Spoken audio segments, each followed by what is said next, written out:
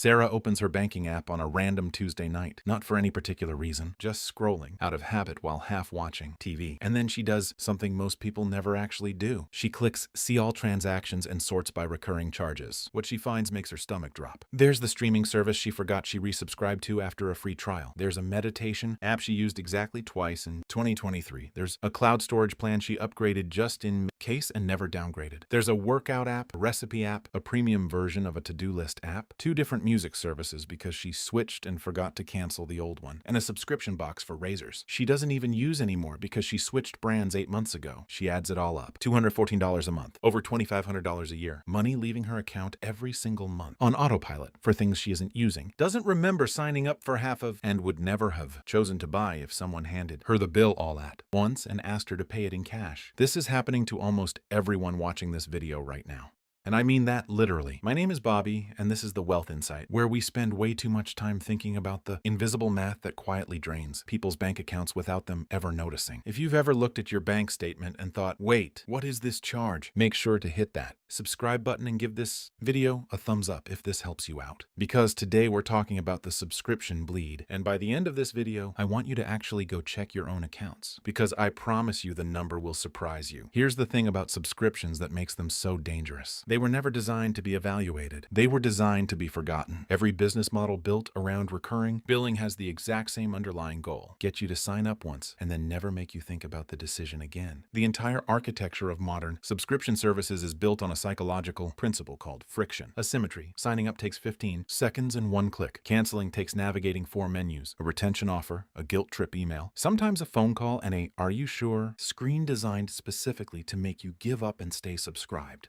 This isn't an accident. This is a deliberate, tested, optimized business strategy. Companies A/B test their cancellation flows the same way they test their checkout flows, except the goal is inverted. Instead of making it easy, they're measuring how much friction they can add before people start complaining publicly enough to force a change. The subscription economy runs on the gap between what you intended to pay and what you're actually paying. And that gap is where an enormous amount of money quietly disappears every single month.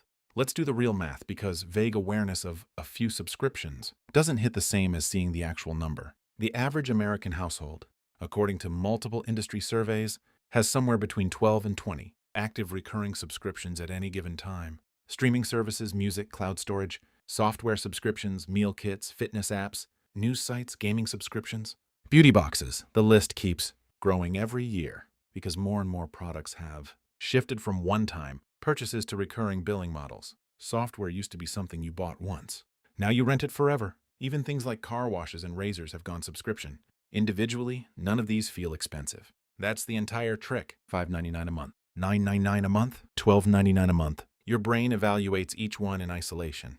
And in isolation, every single one seems reasonable. Nobody looks at a 7.9 charge and panics. But your brain is terrible at aggregating small recurring numbers into their true annual cost, and subscription companies are counting on that blind spot. Let's actually do the math on what people frequently underestimate. Say you have a video streaming bundle at $22 a month. That's $264 a year. A music streaming service at $11 a month. That's $132 a year. Cloud storage you upgraded once and never adjusted.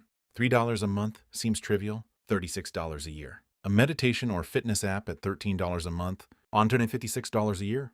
A news subscription you signed up for during an election cycle and forgot about.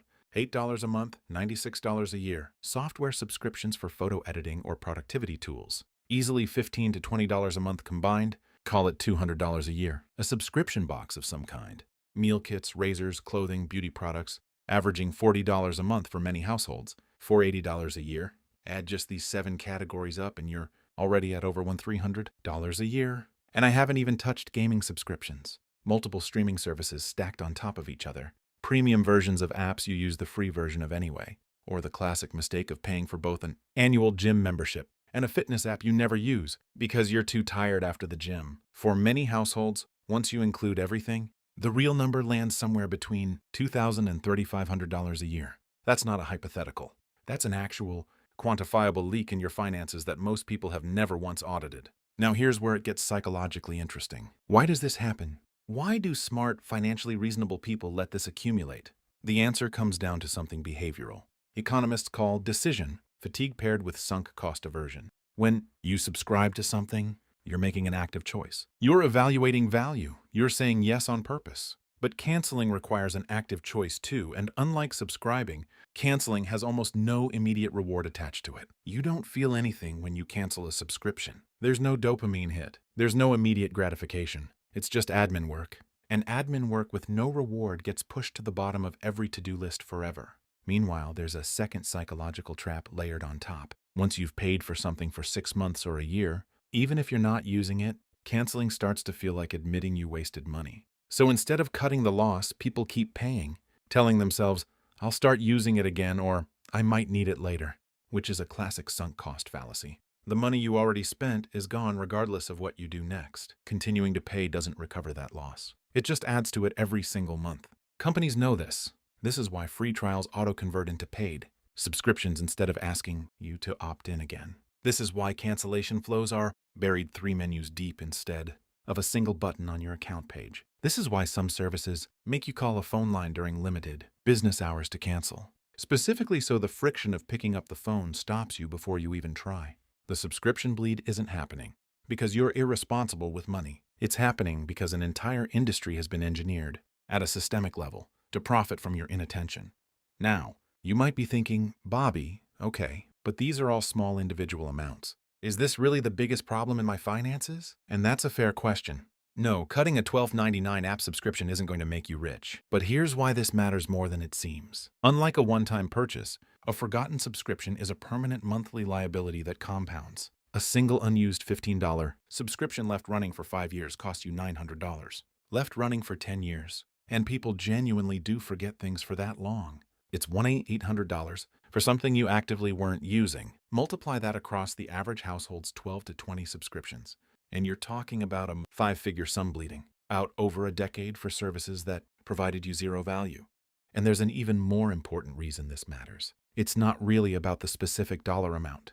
It's about what an unaudited subscription list represents. It represents money leaving your account without your active, ongoing consent. It's the exact opposite of intentional spending. Every dollar you spend without evaluating it is a dollar that isn't going toward something you'd actually choose if you were paying attention. That's the real cost, not just the money, but the erosion of control over your own financial decisions. So what do you actually do about this? Here's the process, and I want you to actually do this, not just nod along and forget by tomorrow. Step 1, open your banking or credit card app right now, today, and pull up the last 60 to 90 days of transactions. Sort or filter for recurring charges. Most banking apps now flag these automatically. If yours doesn't, look for any charge that repeats with the same amount. Same merchant name, roughly monthly. Step 2, write every single one down. Not in your head. Actually write it down in a note or a spreadsheet. The physical act of listing them out is what breaks the invisibility that lets this bleed continue unnoticed. Step 3, for every single subscription on that list, ask one question. Have I used this in the last 30 days? And would I sign up for this today if I didn't already have it? Not, might I use it eventually? Not, it's useful in theory. Would you, right now, choose to pay for this if it didn't already exist in your life? If the answer is no, that's your cancel list. Step 4, and this is the step almost everyone skips. Actually go cancel them, right then. Don't add it to a to-do list for later because later never comes. Push through the retention offers, the guilt trip emails, the 4-menu maze. It takes 15 minutes total for most people to reclaim hundreds or thousands of dollars a year. Step 5, and this is what actually makes it stick long-term.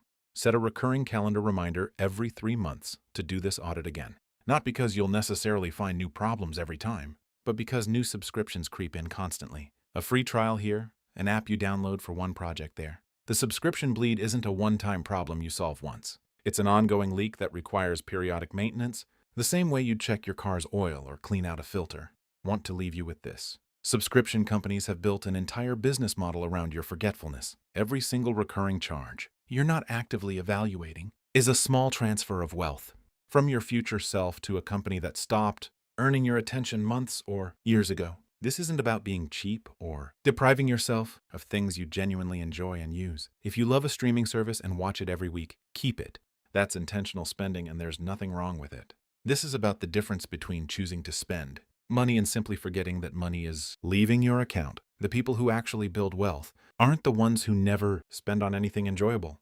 They're the ones who know exactly where every dollar is going, on purpose every single month. Go check your statement tonight. I guarantee you'll find at least one charge you forgot existed. If this video made you want to go audit your subscriptions right now, good. That's exactly the point. Smash that like button and subscribe to The Wealth Insight for more content that challenges how you think about money.